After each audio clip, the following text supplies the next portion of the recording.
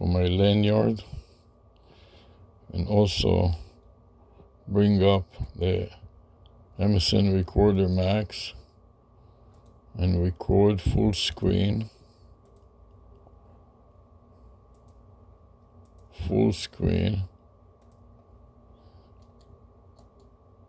Control C to copy the file name and paste it in my notes, Control V, and save,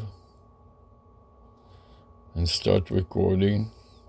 To that I want to add the camera software, Webcam Max. I don't need the special effects. Oh, I forgot to bring my hat over, which is another thing that I need to bring over, so let me bring my hat over.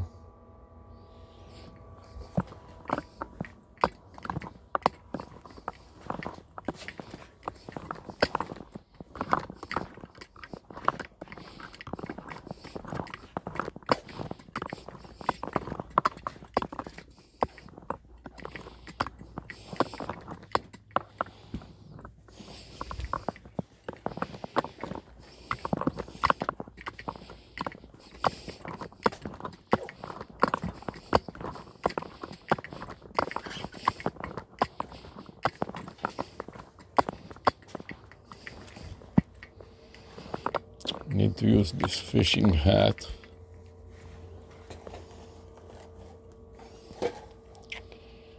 But before that I want to use one pair of goggles here, and I'm not sure which pair of goggles works.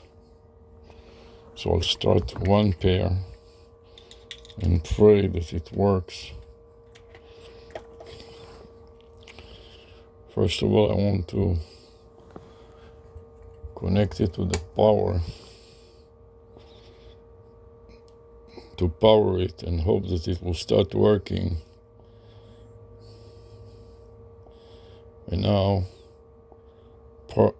start recording from the goggles, and it looks like it is working. So in addition to that, I want to add a power bank to this to make sure that it doesn't stop in the middle of my work.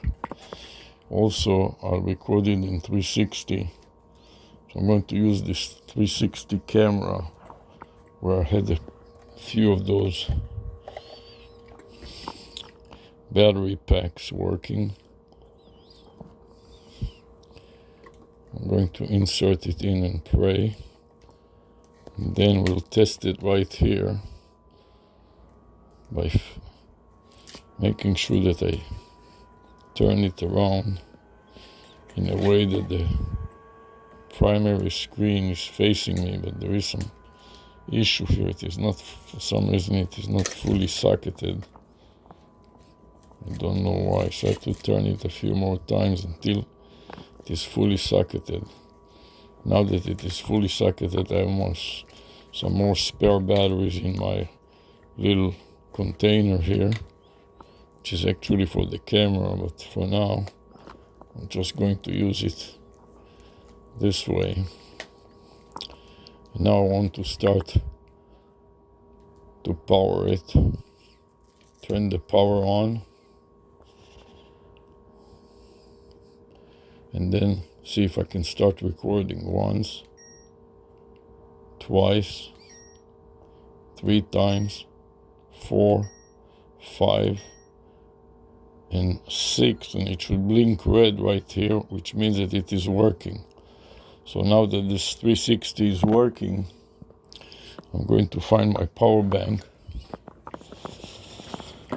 So I find one set of power bank that is fully charged. See, all the lights are lit here. So I'm going to disconnect it and reconnect it to be sure. Yes, it is fully lit, so fully charged. So now I'm going to extend this cable all the way, insert the power bank into my pocket, and then run it through my sweatband and loop it around. Now that I got it up there, I'm going to take the goggles off, see if they are still working, which it looks like they are. Then connect them to the external power bank so it will not quit on me in the middle after the small battery in these goggles stops working. And now on top of it, I'm going to put this famous fishing hat. And the idea is to produce the halo effect. Also, since it is a bit windy,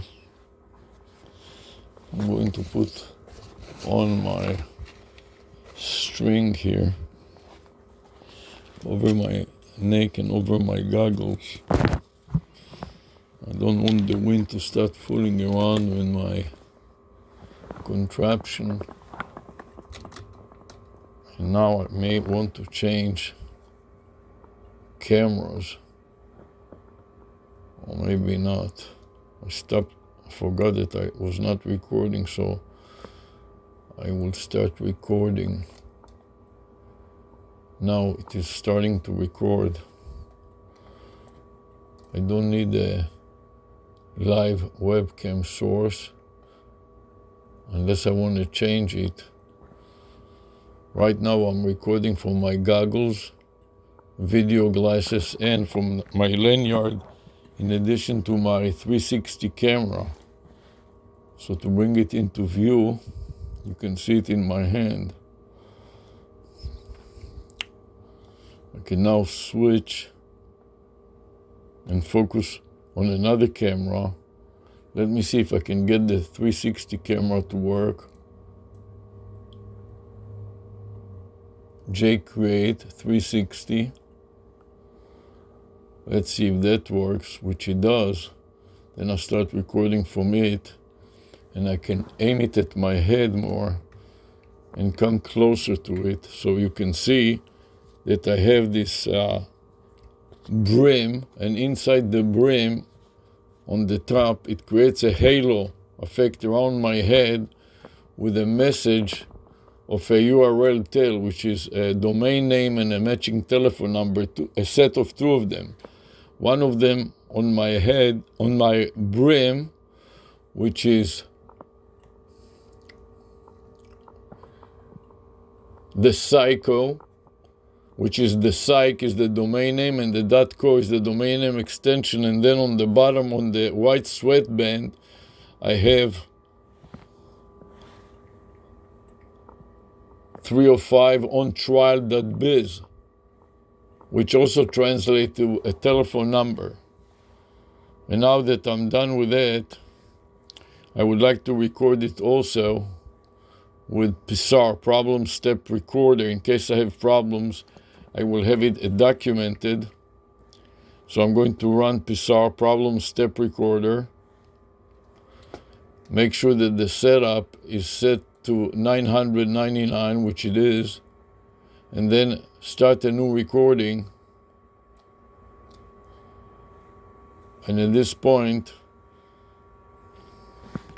I want to show my 360 camera, which is where my hand is, and you can see it. I'm pointing with my left hand to it.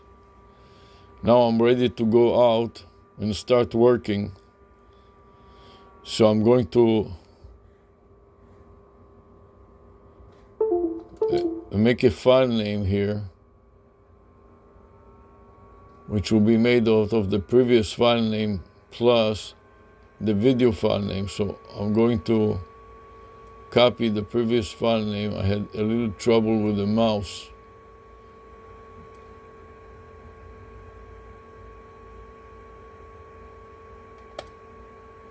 So I'm going to go right mouse click, copy.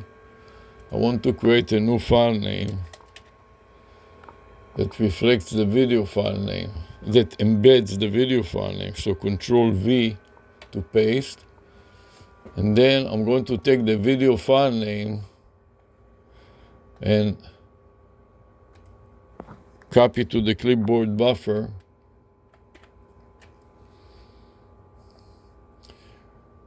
Right mouse doesn't work, so I can use Control C and then try to embed it after the Halo custom embroidery logo, or even before it, and paste it right there. Control V to paste.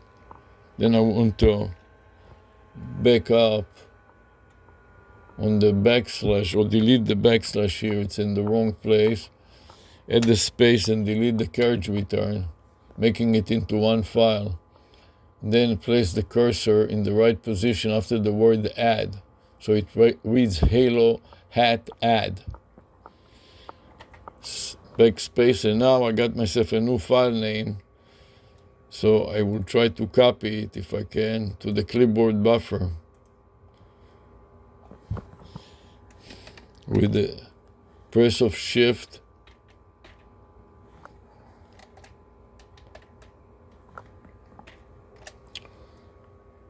right mouse click and copy, and file, save as. Paste the new file name and save.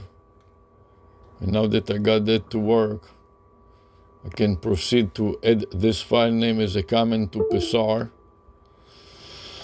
So add a comment to Psar with this file name.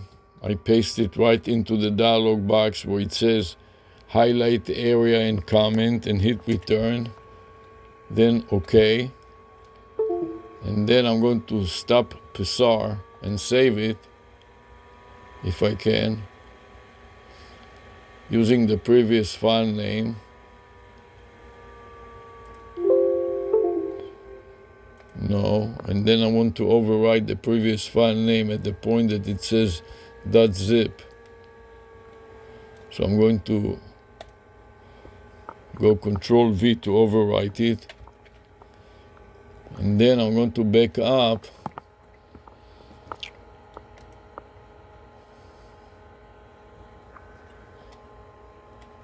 delete the slashes that are not allowed in the file name. Then backspace all the way to the .zip location. And now I need to update it. Today is the 13th. So I'm going to put in 13. Instead of 8-11, it will become 8-13, not 31. Delete 1-3. So this is the 13th day of the month of August. I'm going to delete the C.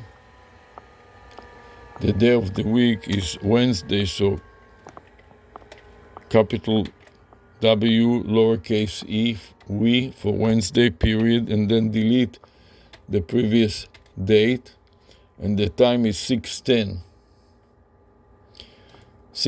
p.m. So I'm going to enter 6.10, and by now I got a complete file name, and I want to add the prefix of the psar.exe file name. So I'm copying it to the clipboard buffer, then insert it at the beginning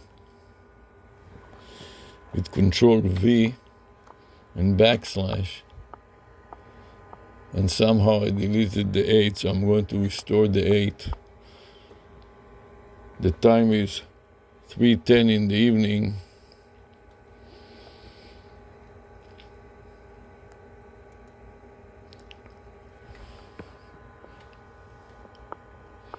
I'm going to delete the remainder times that are irrelevant. Now I got a complete file name. Copy to the clipboard buffer and try to save it and see if it works, which it looks like it did. So I want to click review additional details and scroll up to see that was 31 steps. So I start a new one and I add a comment with the previous file name. So I paste the previous file name with an enter and OK. and then repeat it in my notepad, Control V and enter and leave some blanks, and now save it again. At this point I'm ready to stop the recording on the webcam max, double click it to play it back, and that works fine, so I stop, I X out of that. Then I'm going to stop MSN Recorder Max, the screen recorder. Do you want to upload it? No, but I do want to play it back. For that I want to add camera, software, webcam Max. I don't need the special effects. And you can see that it works just fine. Actually, it is so good that I don't know what is the playback and what is the rest of it, so I'm not sure where I want to exit it, but I'm not sure where it is. Web recorder. Okay, so now I want to exit this recorder, X out of that, and X out of the player, and I'm done for now. So I'm going to shut down the lights and go out and do the job, which is preparing the logo, taking the camera with me and going out and turn off the lights, go out to the yard to try to prepare the bib. Okay, so now I navigate my 360 to the position where I would be able to explain what I'm doing and record it from the 360 camera, as well as my video goggles and my lanyard.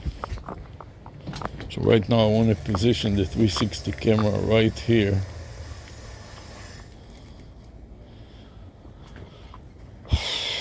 And sit down and start with the job of creating the bib.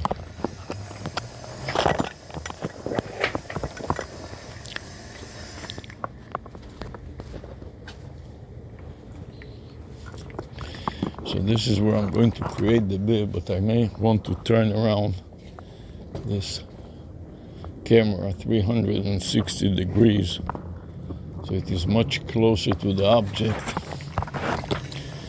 my recording, and also I want to aim it at a different direction, so I'm going to turn it towards myself that way and demonstrate it on the dummy. So this is the dummy, and here you can see the model with the halo effect on the hat that reads onewizmore.biz with the domain name at the very top is wizmore.biz. So wizmore is the domain name, .biz is the domain name extension, and the vanity phone number that matches it is 1-949 or 949 6673 or 6673, and finally at the very end is 249, and this is a match between the characters. For example, Z on the American telephone dialing pad is also the number 9. I is also the number 4. So the area code Wiz translates to 949 or 949, which is the area code. But what we are trying to do today is add a bib or a mask so that the person will complete the halo effect. It will be on the top and on the bottom when they wear the mask. And I'm going to use it and paste it onto this bib, and then stick it. When it dries, we'll process it, and this is just a model. So I'm going to bend the camera down a little bit so it aims more at my workbench here. And we are going to start by spraying it with this Flex Seal liquid rubber sealant coat. So I have to shake it well. Then I'm going to turn it, open it, and spray it.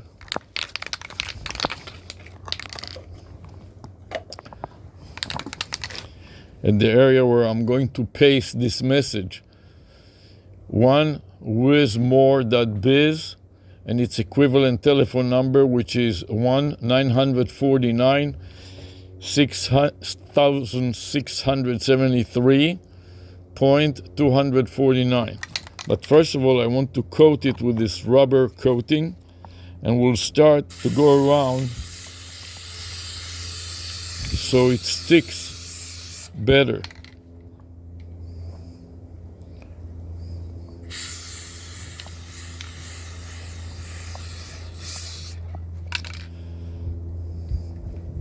Now that I finished with that, I'm going to work my way from the end of the phone number, starting with the last digit, the digit 9,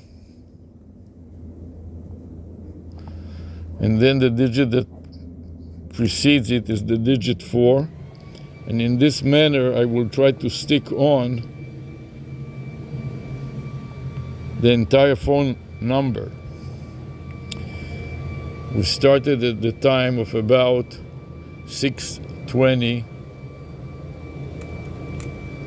We'll see how long it takes. And the next one will be the number 4, the number 2. And I'm going to use these tools to stick it just at the right place, so it remains stuck and doesn't move around on its own. You see how it tends to not be straight, and that is a problem. But hopefully we'll manage to keep it glued, and later on I may press it somehow so it doesn't move on its own. For now I want it to be flush to the end of the bib. And the problem that it doesn't stay straight, it starts moving on its own. So first of all, I want to finish with all the digits, and then we will put in the letters on top.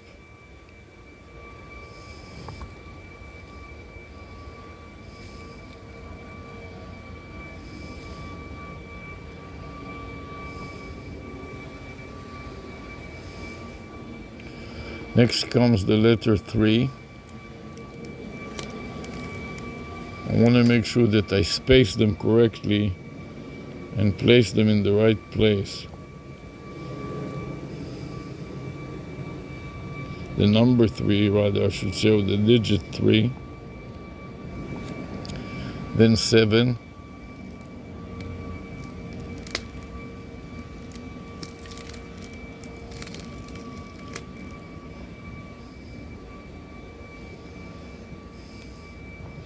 Next one is the number 7.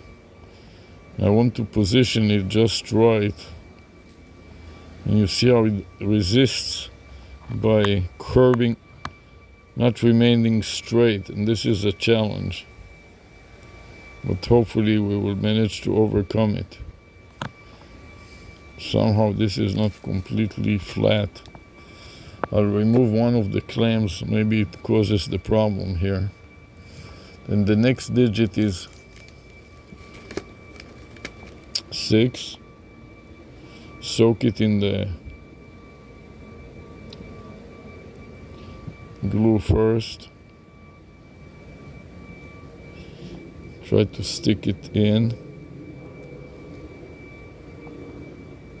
just where it should be.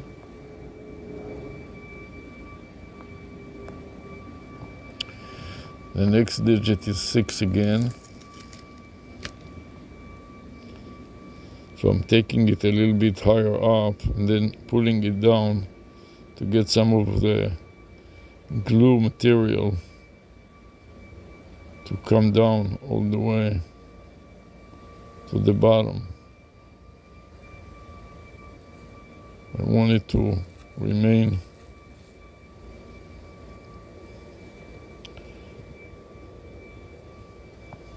straight as possible. Then the open parentheses for the area code.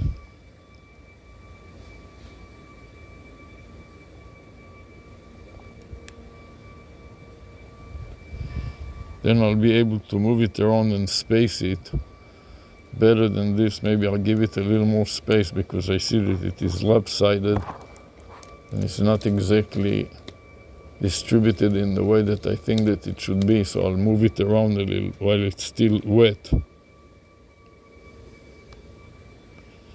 because it seems like the distribution of the numbers is such that it may be too crowded.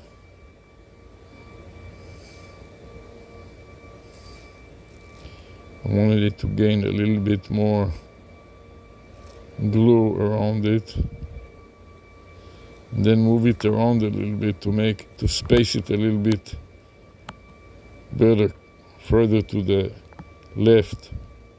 Otherwise it's a little too crowded. That's why it is good that it doesn't dry right away. It may take a few hours to fully dry. Actually 24 hours to fully dry, so in the meantime it's not going to be dry right away, so I can move it around and not have to worry about it being too dry.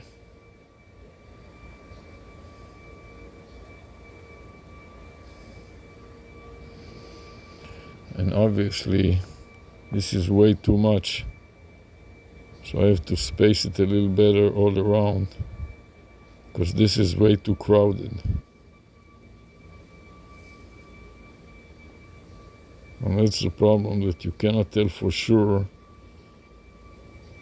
what will be the optimal spacing of the digits and the letters.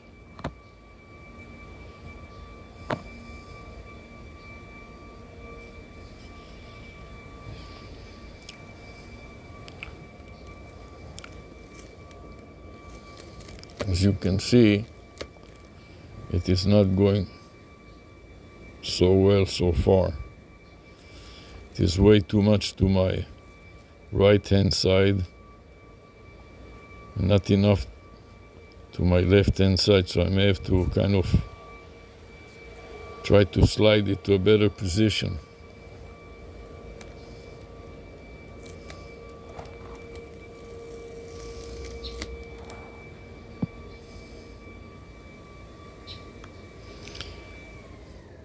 Way too much bias to the left hand side, so that is a major problem here.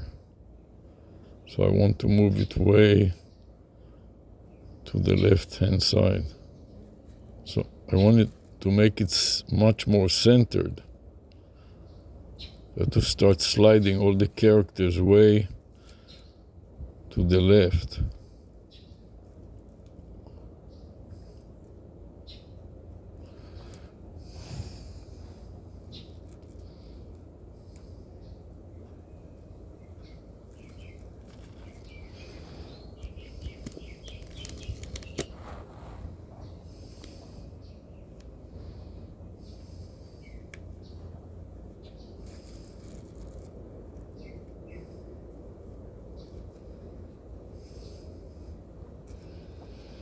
Let's see if this material will let me get away with it,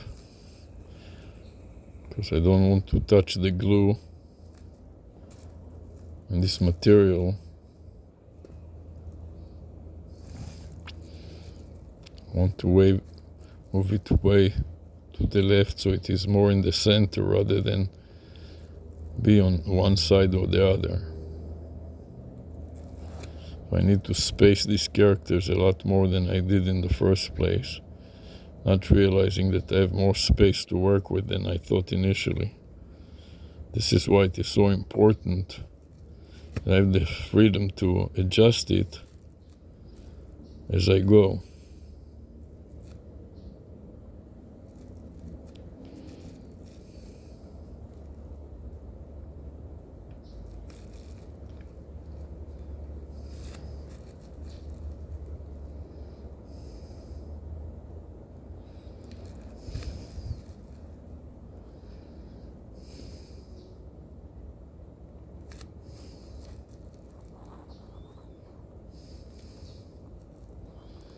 This is why it is so challenging when you do it the first time on a prototype, as opposed to doing it in a production run with a machine and so on. All that I'm doing here is I'm eyeballing it. This is where I'm getting in trouble, because I spaced it too much to the right-hand side, to my right-hand side. Now I'm trying to move it way to the middle to get it spread evenly around, so it's not too close to these two buttons.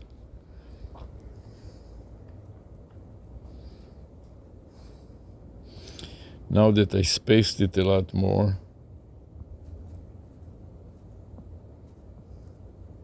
I'm going to add the letters to it. So the 9 is matched with a Z. I'm going to tilt my lanyard more downwards so the viewer can see exactly what I'm doing. So the Z matches with the 9, and the I matches with the number 4. So I'm trying to line them about in the same trajectory. Then the dot on top of the I is going to be this purple right on top of the I. And this is a very tedious process. Capital B for converts to the digit 2 on the American or the international phone dialing pad. And then I have a period, and this is the domain name extension is .biz. So the period is yellow, and the domain name extension is .biz. Now that I realize that it's a little bit off center, I'm going to move it a little bit to the right side to give a little more space for the letter B. And this is why it's good that it doesn't dry so quickly, and I have a chance to move the characters around so they're better aligned. The digits and the numbers are better aligned. The next letter is the letter E, which matches the digit 3. So it will be the end of the domain name more, which stands for more biz. And I want to make it a little lower.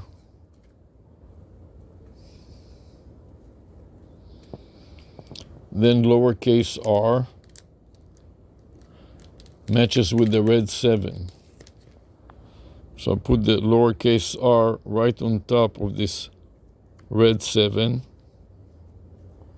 Push it down to bond with the bib.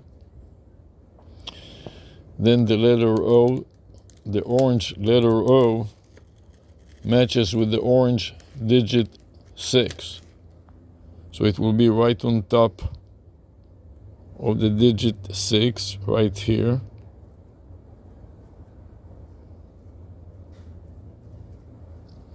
Next comes the capital M, which is part of, is the first character in the word more. So it will be right on top of this red 6. In other words, both the letter M and the letter O translate to the digits 6 and 6. In this case, the orange O converts to the digit 6 on the dialing pad. Now, the parentheses, so they match the same parentheses in green, separate the area code from the rest of the phone number. Then there is lowercase z that converts to the digit 9 and is right on top of the 9. Well, that is the letter Z at the end of the word with. Finally, the I for the word with is lined up. This purple I lines up with the number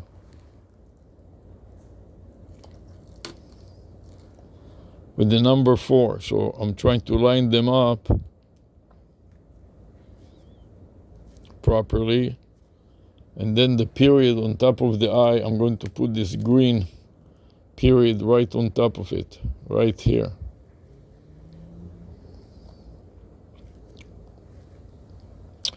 Finally, capital W for the word with. So the domain name is wizmore.biz.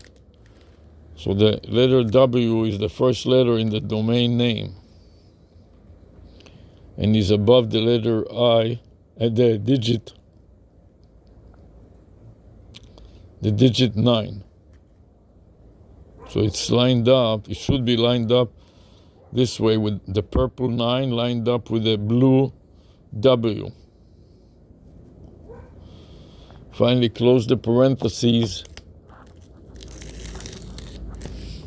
to the right of the W,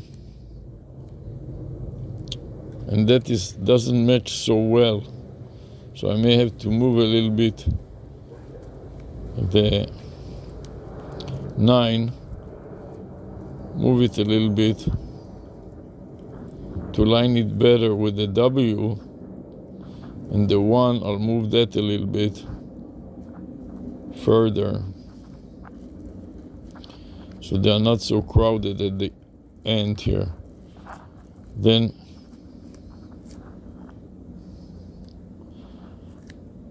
put in the close parentheses. The two red close parentheses should be lined up more or less, which they are not perfectly lined up. So I will push this one a little bit further away, giving me a little more space for this red open parentheses, and line them up more or less so they are lined up properly. Finally, the number 1 for dialing. Sometimes you need to have a prefix of the number 1 when you dial making long distance calls. I'm going to remove this clamp because it creates some problems here.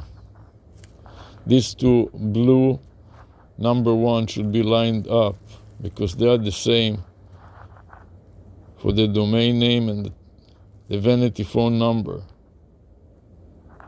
They should be lined up a little bit better than the way that they are now, but this may be good enough for somebody to understand what it is.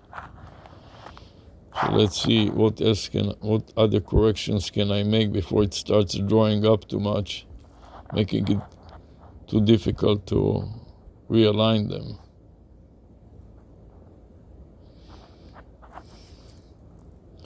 I have to find out which letters or numbers are still need a little touch to realign them a little bit better.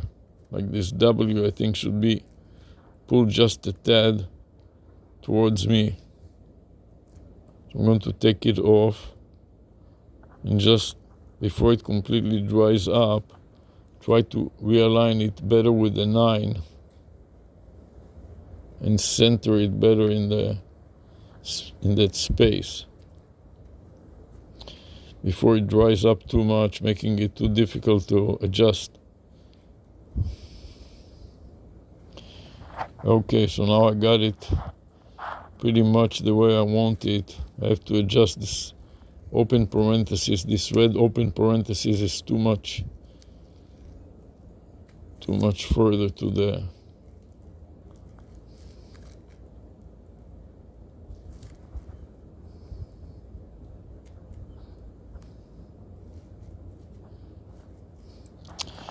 okay, now it looks as good as it can be. And all I have to do is let it dry up.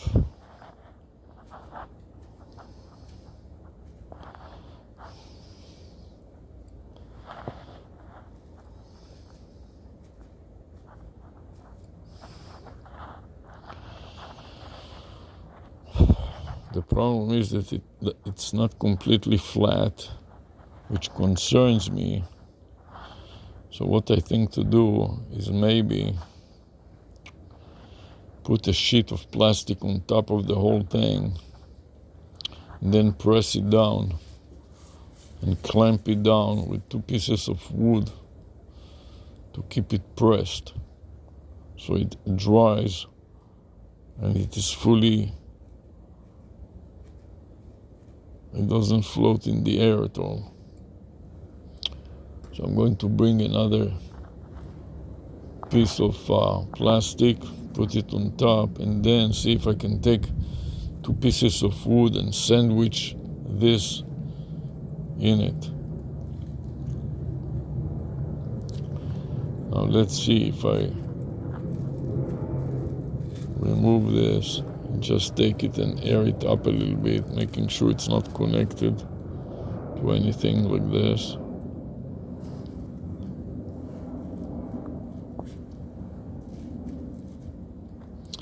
Let it dry a little, and I'm going to try to find a couple of pieces of wood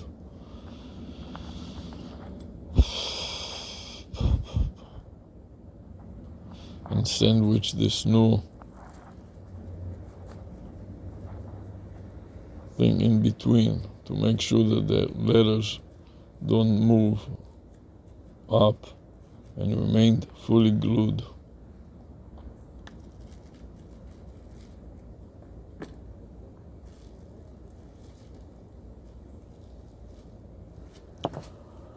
Here I have a piece of wood already. Need to get a couple of pieces of wood and wrap them up with some kind of a plastic wrap. So I want to find a couple of pieces of wood, wrap them in a plastic bag, and then sandwich the new creation in between them.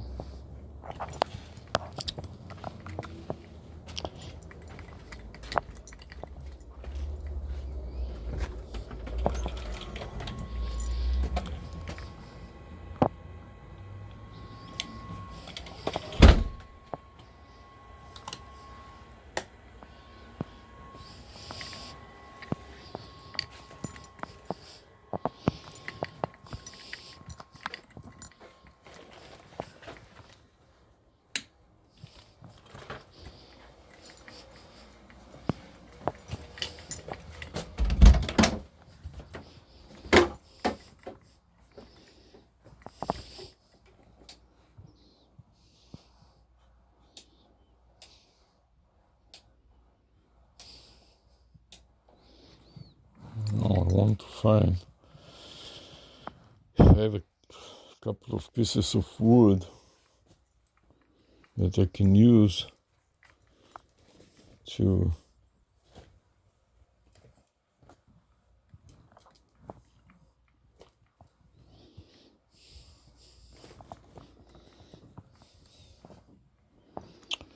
don't find my wood that I used to keep somewhere here.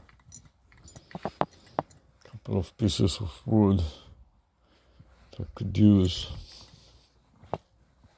I don't remember where I left them. I cannot find them right now when I need them. So, walk around here, maybe I can find them somewhere. Oh, here's one. That will be good if I can. Oh, there are two of them here. But they're so entangled in all kinds of other things that I'm not sure how I can remove them and use them. Here I released one. And here I have another. Actually, I have two of them right here. One of them is already covered with something. The other one is not so good in the sense that it may not be long or short enough. Okay, let's try and see what we can do. Turn this light off.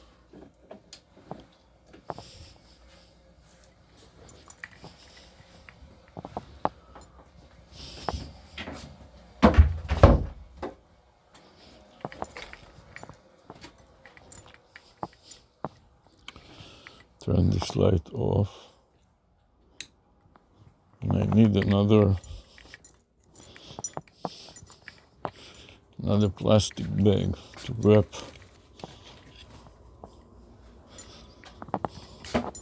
I'll find some plastic bag here, like a trash bag here. You can use to wrap one of these pieces of wood. And then sandwich them in between my creation.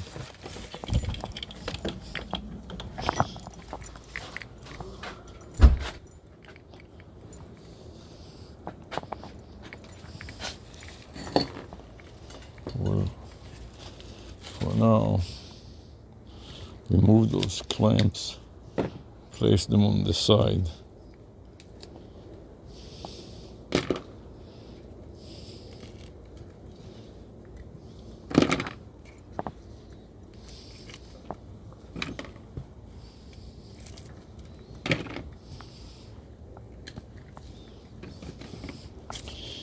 And I'm going to take the second piece of wood. Should be enough to cover pretty much the entire creation.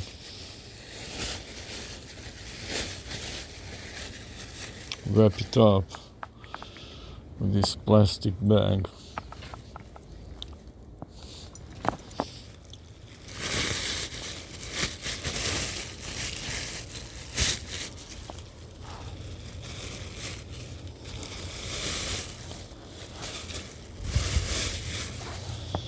That will make sure it glues, it will glue to the plastic bag and not to the wood, which will be easier to remove or keep. And that green plastic bag will be on the bottom.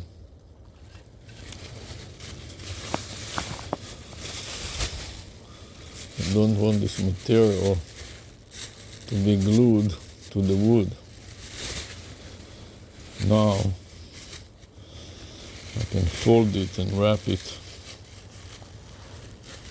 around this piece of wood that will come on the bottom of this bib.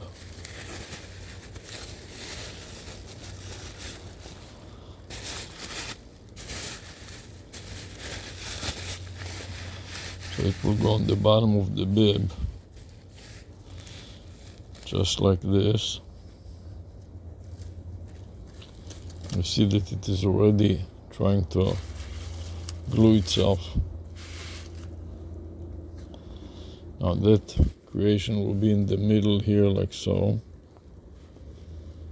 And then on top of it,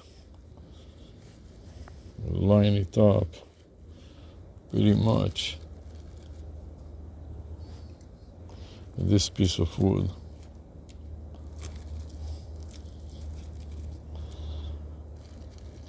And then to pressure it,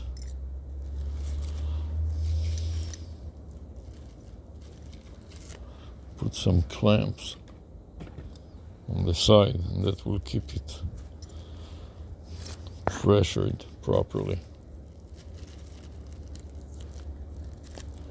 Want to make sure that the digit 9 here is covered.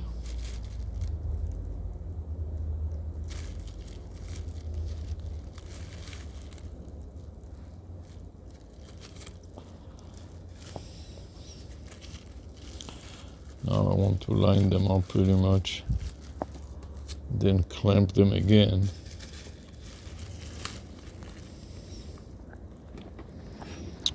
To force the letters to be straight.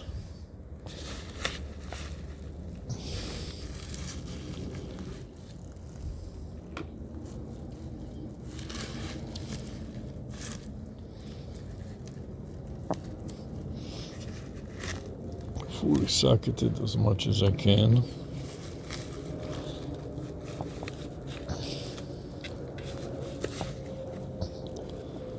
From all sides. And from the other side, now that I got one side going, I can try to get the other side going by clamping it also that way.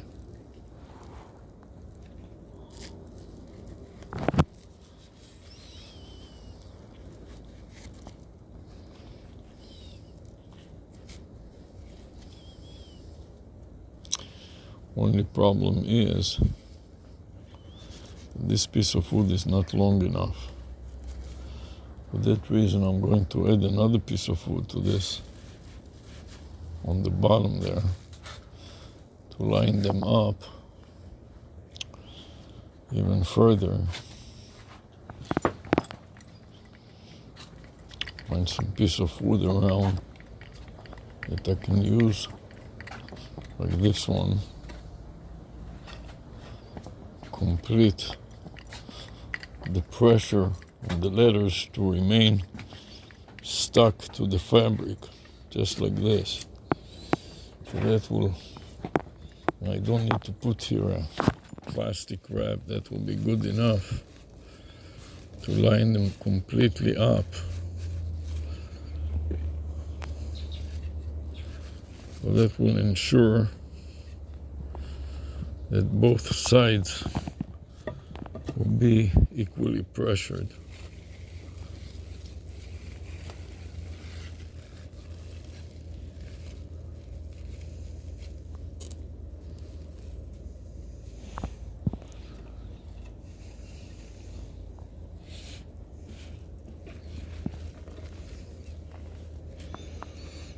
Here will be the second part of the bib.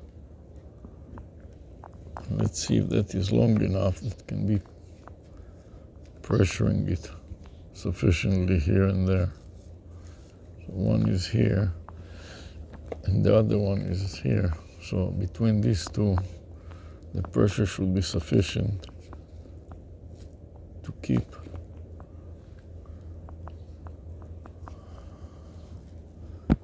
the bib together. Now I have to remove it. The only thing that is not fully pressured is this part here, which hopefully will be okay. Small enough. Now I have to take it away from here and put it in a place where it will not be subject to the rain. So what I'm going to do is I'm going to simply take it and put it in the washroom or some other place. So in case it rains tonight, wouldn't be messing with my creation. So now it's 6:50, which took about 20 to 50, about half an hour. Okay, so now I have to wrap up this operation, put it in a place that will remain dry.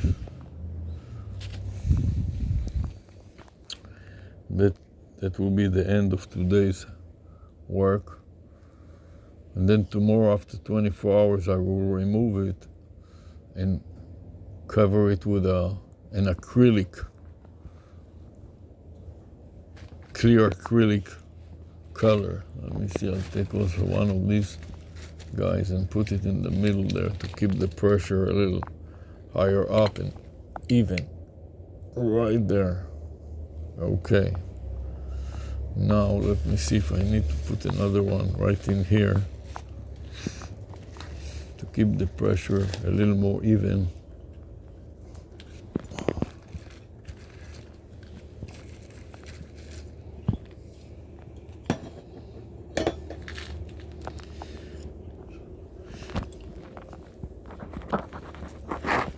Another clamp. This weight is fully pressured. And I'm going to put it in a place that will remain dry overnight. That will be inside the washroom.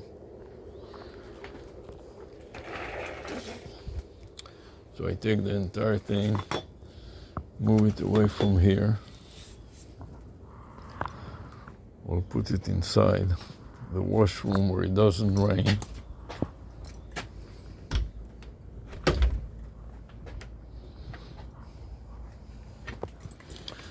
Until tomorrow.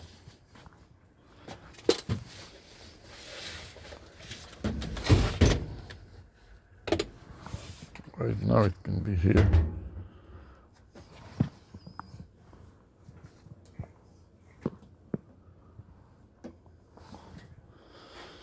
And lay down so it doesn't have to be up.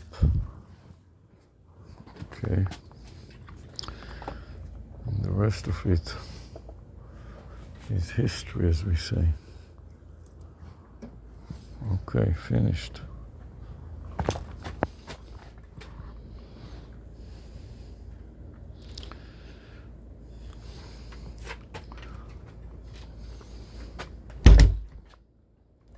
That way it will be surely safe.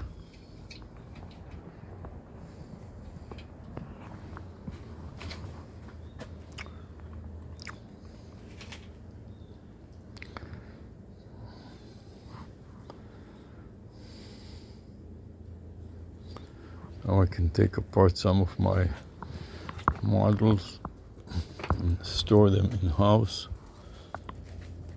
Okay, now I can remove until I do it again.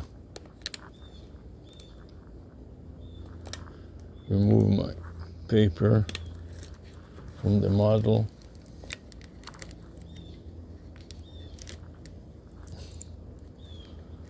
So this is how the bib will look when used to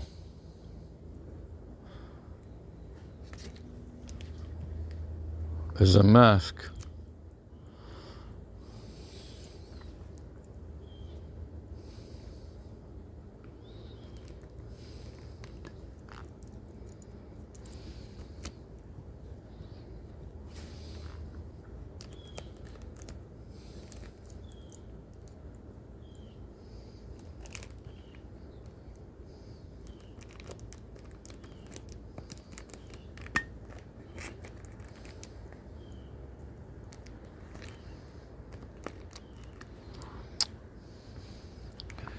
Okay, that is the end of these.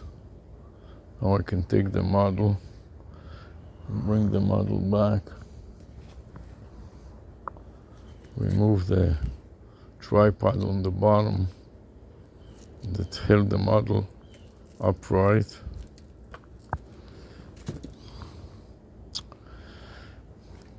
Take it back.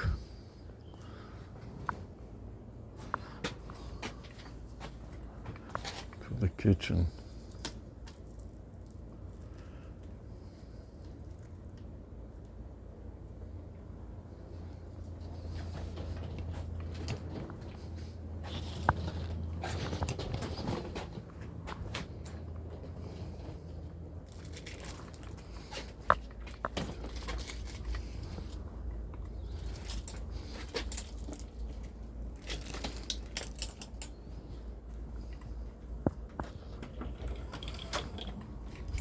back into the air conditioning.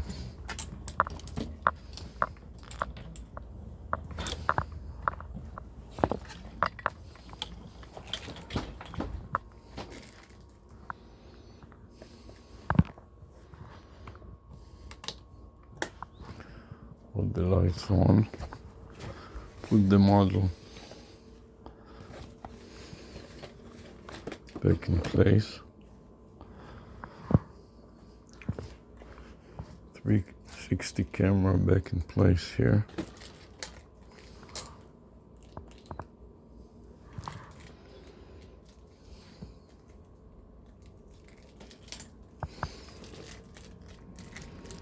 Problem is that it tilts forward too much. So to even it out, I'll have to send it backwards. Maybe that will give it a little more for the proper balance.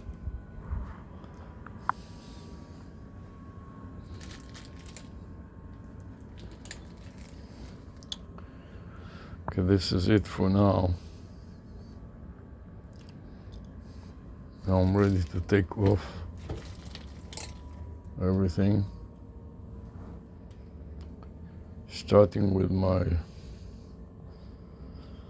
phone. I'm going to take off my phone. Stop the recording.